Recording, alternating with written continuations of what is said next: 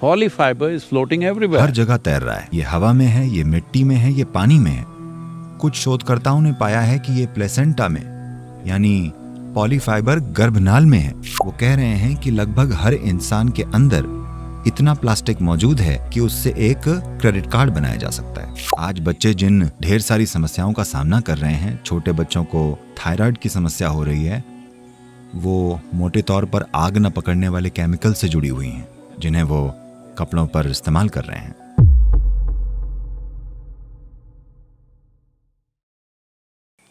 दुनिया में हर साल 100 अरब कपड़े बेचे जाते हैं। 100 अरब, ठीक है? और 85% कपड़े हर साल कचरे के गड्ढों में चले जाते हैं और उनमें से ज्यादातर पॉलिएस्टर है।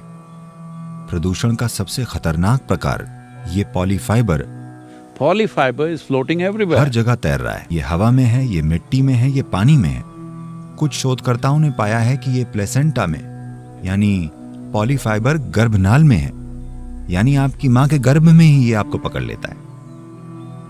उनमें से कुछ कह रहे हैं, हमें नहीं पता कि आंकड़े किस हद तक सही हैं, पर ये सही हैं, ये सही दिशा में है। वो कह रहे हैं कि लगभग हर इंसान के अंदर इतना प्लास्टिक मौजूद है कि उससे एक क्रेडिट कार्ड बनाया जा सकता है। आपको कीमत चुकानी पड़ेगी किसी दिन। अगर आप अपने सिस्टम में क्रेडिट कार्ड लेकर चलेंगे तो आप भरपाई करते रहेंगे, ठीक है?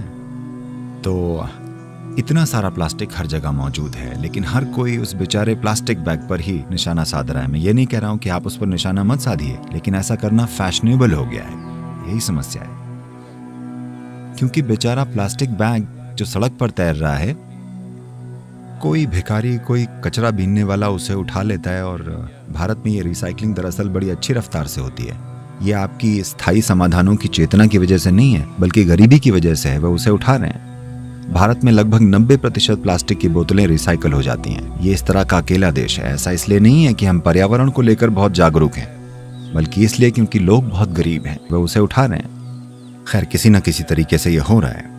लेकिन पॉलीफाइबर ये जिस मात्रा में नुकसान कर रहा है, जिस तरीके से शरीर में घुसता है, खासतौर पर बच्चे पॉलीफाइबर पहन रहे हैं, क्योंकि पॉलीफाइबर बहुत ही ज्वलनशील होता है। इस वजह से वो इस पर ऐसे आग न पकड़ने वाले केमिकल्स की परत चढ़ा रहे हैं।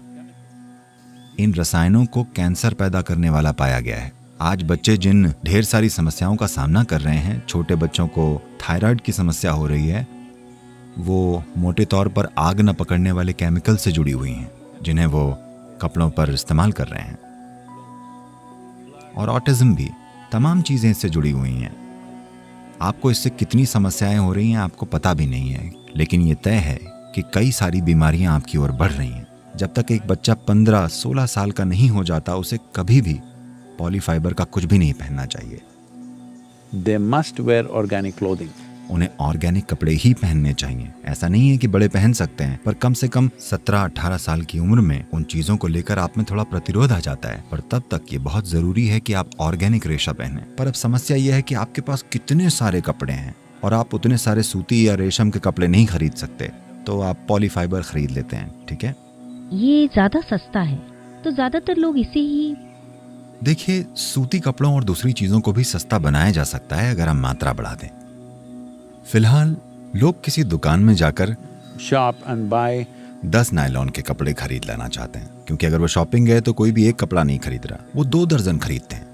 इस तरह 1, 2, 3 वो पहनेंगे और उसके बाद वो बोर हो जाते हैं, और फिर से इससे पहले कि वो 2 दर्जन कपड़े को पहने, वो पहले ही दोबारा शॉपिंग कर चुके होते हैं, ठीक है? 85% of the clothing इस दुनिया में 85% कपड़े एक साल में ही कचरे के गड्ढों में चले जाते हैं। तो एक सरल सा सुझाव मैं ये दे रहा हूं, मैं कुछ राज्यों में इसके लिए दबाव डाल रहा हूं कि कम से कम स्कूल यूनिफॉर्म सूती ही होनी चाहिए, या लेनिन, या जो कुछ भी वो खरीद सकें, ठीक है? पर वो पॉलीफाइबर नहीं होनी चाहिए। आप उसे रिसाइकल नहीं कर सकते। केवल 1% ही रिसाइकल किया जा रहा है, क्योंकि कोई भी इस पॉलीफाइबर को वैसे का वैसा इस्तेमाल नहीं करता। इसे हमेशा एक जटिल मिश्रण में मिलाया जाता है ताकि अलग तरह के फैब्रिक बनाए जा सकें या जो भी। तो आप उस जटिल पदार्थ को कभी रिसाइकल नहीं कर सकते। अगर ये शुद्ध नायलॉन या शुद्ध पॉलीफाइबर होता तो हम उसे रिसाइकल कर लेते।